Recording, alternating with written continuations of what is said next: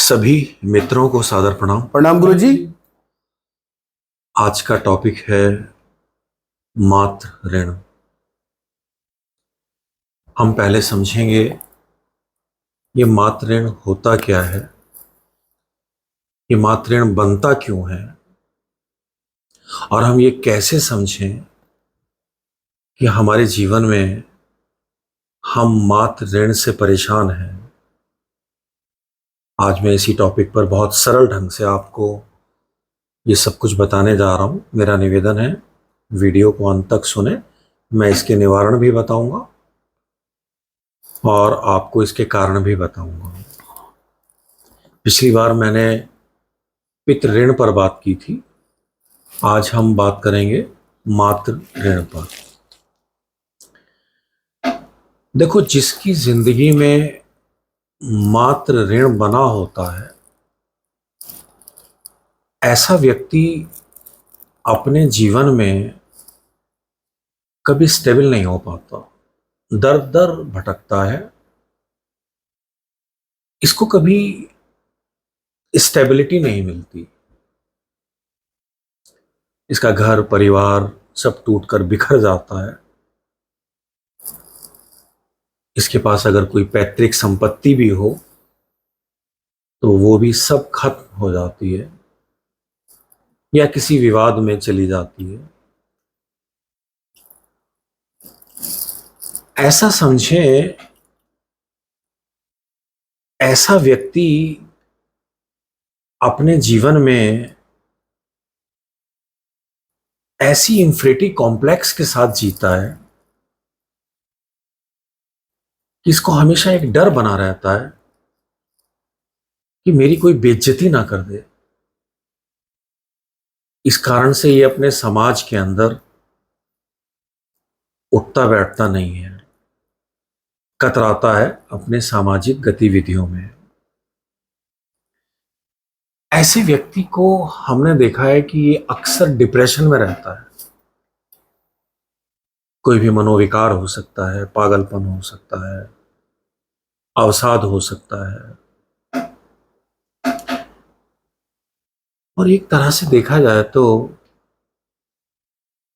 ये धीरे धीरे धीरे धीरे धीरे धीरे बस अवसाद का होकर रह जाता है और अपनी जिंदगी में कुछ नहीं कर पाता। इसमें एक तरह के और होते हैं व्यक्ति, मैं कहूंगा कि ये लोग बड़े बेशर्म होते हैं। ये मैं पहली प्रवृत्ति की बात नहीं कर रहा हूं, जो मैं दूसरी प्रवृत्ति के लोग बता रहा हूं, ये बहुत बेशर्म किस्म के लोग होते हैं। इनको ना अपनी इज्जत से कोई मतलब होता है, इनको ना आप दूसरे की इज्जत से कोई मतलब होता है। इन्हें बस अपना स्वार्थ सिद्ध करना होता है किसी भी कीमत पर। ऐसे व्यक्ति अपनी सारी जिंदगी में कभी स्टेबल नहीं हो पाते। इनके पास भी जो पैतृक संपत्ति होती है, ये उसे सब खत्म कर देते हैं, उसे बेच देते हैं और फिर खाली हो जाते हैं। देखने में आया है कि ऐसे व्यक्ति ठग प्रवृत्ति के होते हैं, लेकिन ये ठगते हैं केवल अपनों को, क्योंकि बाहर वाला तो इनको ठीक कर देगा। तो ये केवल अपनों को, अपने रिश्तेदारों को, और सारा जीवन इनका इन्हीं सब बातों में खराब हो जाता है। इनके साथ एक चीज और देखने को मिलती है, और वो ये कि हमेशा दूसरे का बुरा सोचते हैं। ये सोचते हैं कि इसके साथ ये टोना टोटका हो जाए, इसके साथ ऐसा क्या करवा दिया जाए कि इसका बुरा हो जाए, जिस कारण से ये किसी ना किसी तांत्रिक के साथ उलझे रहते हैं। और फिर इनको एक वहम ये भी रहता है कि किसी ने हमारे ऊपर तो कुछ नहीं करवा दिया, क्योंकि वहम उसी को होगा जो इन सब चीजों में उलझा रहता है। और ये सच है कि तांत्रिक इनको लूट पीट के खा जाते हैं और ये फिर खाली हो जाते हैं। इनके घर में अगर कोई खुशी का माहौल बने, उनको बर्दाश्त नहीं होता है। ये उस खुशी में भी विघ्न डालने की कोशिश करता है, और जैसे ही विघ्न डलता है तो इनको खुशी आने लगती है। ये एक तरह का दुखवाद है। ये खुशी से घबराते हैं, दुख में जीना पसंद करते हैं। ये एक तरह का अवसाद है, डिप्रेशन है। इनका भी घर परिवार सब खत्म हो जाता है, कुछ नहीं बचता। इनकी बैलेंस शीट उठा के देखो तो सिर्फ पागलपन, डिप्रेशन, अवसाद, और ये खाली होते हैं। इनके पास कुछ नहीं होता है, क्योंकि अब इनसे कोई ठग भी नहीं बनता। अब ये किसी को लूट भी नहीं पाते हैं, क्योंकि रिश्तेदार सब इनसे कन्या काट लेते हैं। बाहर वालों को ये लूट नहीं पाते हैं। इनकी जिंदगी एक तरह से देखा जाए तो ऐसी जिंदगी बनकर रह जाती है, ना ये समाज के हो पाते हैं, ना अपनों के हो पाते हैं, ना अपने परिवार के हो पाते हैं। देखने में आया है कि इनकी संवेदनाएं बिल्कुल खत्म हो चुकी होती हैं, भावनाहीन होते हैं, संवेदनाहीन होते हैं, और जबरदस्त स्वार्थी होते हैं। ये सिर्फ अपना सोचते हैं। इनकी कृपणता इनको अवसाद में ले आती है और इनकी जिंदगी बर्बाद हो जाती है। आखिर ये सब मात्र ऋण ऐसे पूर्व जन्म में या इस जन्म में इन्होंने जो कर्म किए हैं, जो मात्र ऋण बन जाते हैं, उसके पीछे कारण क्या है? ये सब तो इनको झेलने को मिल रहा है, लेकिन ये क्यों झेलते हैं ऐसा? मेरा निवेदन है, इसे भी थोड़ा ध्यान से समझें। जब भी जो लोग अपनी मां का अनादर करते हैं, जिस औरत ने इन्हें 9 महीने अपने पेट में रखा, इनका पालन पोषण किया, जब ये रोते थे तो वो जागती थी, और जब ये सोते थे तो वो जागती थी, और जब ये थोड़ा बड़े हो जाते हैं, 2-4 किताबें पढ़ लेते हैं, 2-1 डिग्रियां ले लेते हैं, 2-4 रुपए कमाने लगते हैं, माँ बूढ़ी हो जाती है। इनको लगता है कि माँ के ऊपर जो हम खर्च करते हैं ये हमारा नुकसान हो रहा है। आपको मैं एक बात और बता दूं, ये मातृ ऋण उस वक्त और भी ज्यादा गहरा हो जाता है जब इनके पिता का स्वर्गवास हो चुका होता है, वो अकेली हो जाती है। ऐसा नहीं है कि पिता के सामने नहीं लगेगा, लेकिन उस वक्त और गहरा लगता है, क्योंकि उसका कोई सहारा नहीं रहा, और वो बीमार हो जाती है, मोहताज हो जाती है,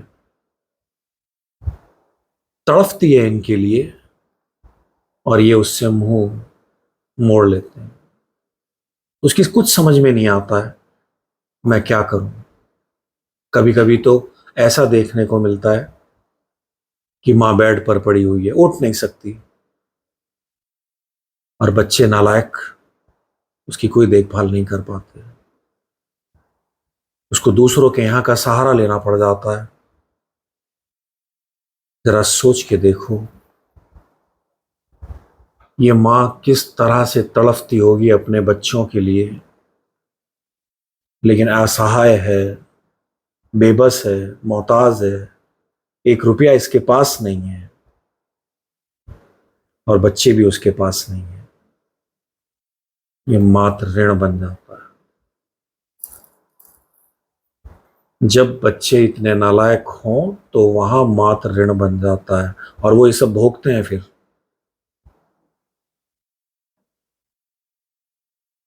इसमें एक चीज मैं आपको और बताने जा रहा हूं।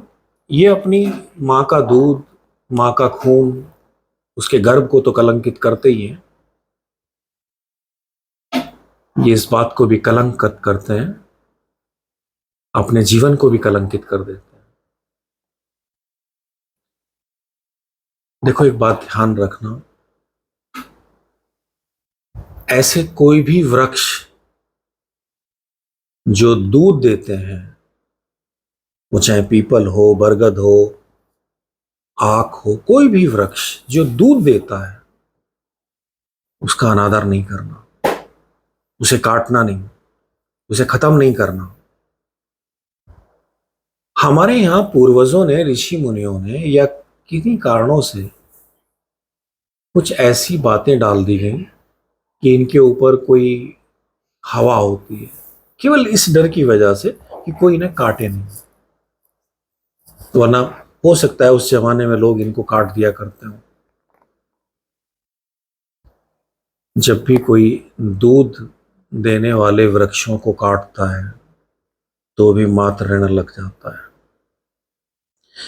वो स्त्रियां जो बच्चे को दूध पिला रही होती हैं, वो चाहे आपकी पत्नी ही क्यों ना हो, आपकी बहन हो, आपकी माँ हो, कोई भी हो, आपके यहाँ काम करने वाली हो, आपके यहाँ कोई जॉब करने वाली हो, उसका अनादर नहीं करना। आप समझ लें, अगर माँ का अनादर हो रहा है, जो स्त्री अपने बच्चे को दूध पिला रही है, तो ये मातृ ऋण आपको लग जाएगा। अगर आप उसका अनादर करते हैं, उसका शोषण करते हैं, उसके साथ अत्याचार करते हैं, उसको डराते हैं। इसमें तीसरा कारण बनता है, जब आप किसी की जमीन हड़प लेते हैं, किसी का मकान हड़प लेते हैं, आप किन्हीं कारणों से, अपने किन्हीं कर्मों के कारण, अपने किसी स्वार्थ के कारण, किसी लोभ के कारण किसी का घर बर्बाद कर देते हैं, तो भी आप मातृ ऋण की श्रेणी में आ जाते हैं। इसमें चौथा कारण बनता है, जितने भी जल के स्रोत हैं, गंगा है, नदी है, बहता हुआ जल कोई भी है, जब भी आप उसको गंदा करते हैं, कि गंगा मां है, तो भी मातृ ऋण लग जाएगा। देखिए, मैं आज एक बात बताने जा रहा हूं जो शायद उस पर किसी का ध्यान नहीं जाता है। गंगा स्नान का मतलब होता है गंगा को स्नान कराना। आप अपने जीवन को इतना तपस्वी होकर जी रहे हैं, जब आप गंगा की गोद में जाते हैं तो गंगा प्रसन्न होती है। हमने इसको उल्टा ले लिया, आप अपनी गंदगी को वहां धो के आते हैं। आपके जीवन में अगर तप नहीं है, आपके जीवन में अगर जीवन शैली नहीं है, अगर आप तपस्वी नहीं है, तो गंगा स्नान करने का आपको कोई अधिकार नहीं है। आप गंगा को भी मैली करते हैं। आप क्या सोचते हैं, गंगा आपके पापों को हर लेती है? आप मातृ ऋण लेकर आ जाते हैं। गंगा स्नान करना है तो थोड़ा तप को जिए, थोड़ा तपस्वी हो, गंगा स्नान का आपको लाभ मिलेगा।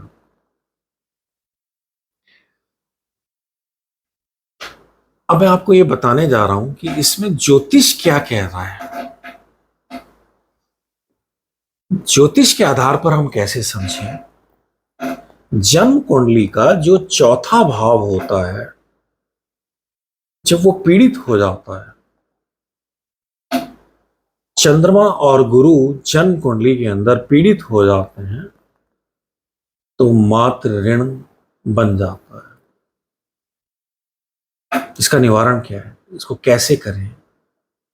सबसे पहले अपनी मां का आदर करें। आपके पास मां नहीं है, मां तुल्य जो भी स्त्रियां हैं उनका आदर करें।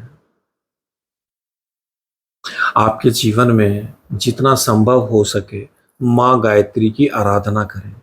मैं आपको एक बात बता दूं, मां गायत्री की आराधना से सभी तरह के पितृ ऋण खत्म हो जाते हैं। कहा गया है कि किसी भी इंसान को अपने जीवन में 1.25 करोड़ गायत्री का जाप जरूर करना चाहिए। सभी तरह के पितृ ऋण समाप्त हो जाते हैं। मां गायत्री की आराधना जरूर करें। शिव की आराधना, कृष्ण की आराधना जरूर करें। देखो, मैं एक बात बताऊं आपको, डिप्रेशन में तो अर्जुन भी आया था, और जब अर्जुन डिप्रेशन में आया था तो उसको कृष्ण ने संभाला था। जो लोग अवसाद में होते हैं, जो लोग जिनका कॉन्फिडेंस लेवल बहुत वीक होता है, जो नेगेटिविटी के साथ बहुत जीते हैं, मेरा उनसे निवेदन है कृष्ण की कोई भी आराधना किया करें, वो ठीक हो जाएंगे। जितना संभव हो सके पीपल के वृक्षों का रोपण करें। जितने भी दूधधारी वृक्ष हैं जो दूध देते हैं, उनको जन्म दें, उनको पालें। आपके जीवन से पितृदोष समाप्त होने लगेगा, मातृ ऋण समाप्त होने लगेगा। इसमें एक चीज और है, और वो ये, जब भी आप गंगा का पूजन करें, जब भी आप गंगा स्नान करें, तो पहले इस बात पे ध्यान दें आपकी जीवन शैली कैसी है। उन गलत धारणाओं से बिल्कुल बाहर आए कि आपने कोई गलती कर दी अब जाके गंगा स्नान कराए। आप गंगा को और गंदा करके आ रहे हैं, ये धारणा गलत है। आप तपस्वी होकर जीवन को जिए और गंगा स्नान करें, आपका पितृ ऋण तभी शांत होगा। एक तरह से देखा जाए तो अपने पूर्वजों को, अपनी मां को जितना आप सम्मान देंगे, जितना अपनी मां की इच्छाओं का ध्यान रखेंगे, आपके जीवन से मातृ ऋण समाप्त हो जाता है।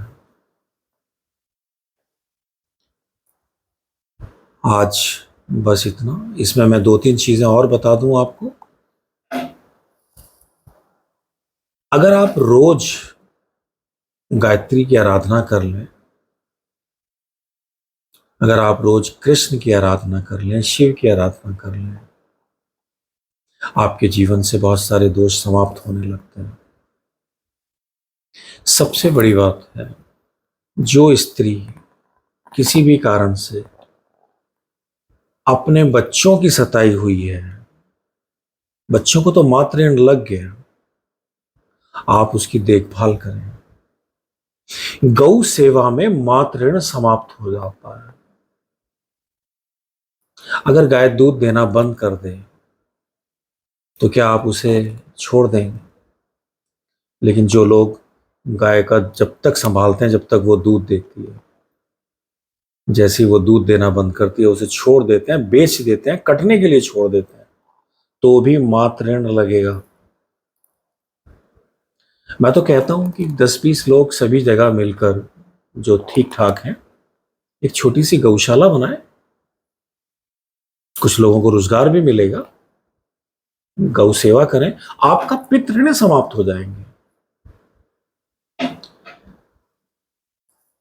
थोड़ा इतना, इसमें एक ऋण और चढ़ जाता है। देखिए मैं आपको बताऊं, जो लोग अपने घर के आसपास की नालियों में कूड़ा डाल देते हैं, नालों में कूड़ा डाल देते हैं, वो नालियां चौक हो जाती हैं, तो भी आपने जल स्रोत का कहीं ना कहीं अपमान किया है, अनादर किया है। अपने घर के आसपास की नालियों को साफ रखें। आपके जीवन के अंदर बहुत सारी जो मातृ ऋण से संबंधित कष्ट हैं वो ठीक होने लगेंगे। आज बस इतना ही। धन्यवाद किसी का गुरुजी। कोई प्रश्न तो नहीं? धन्यवाद गुरुजी। सादर प्रणाम। प्रणाम गुरुजी।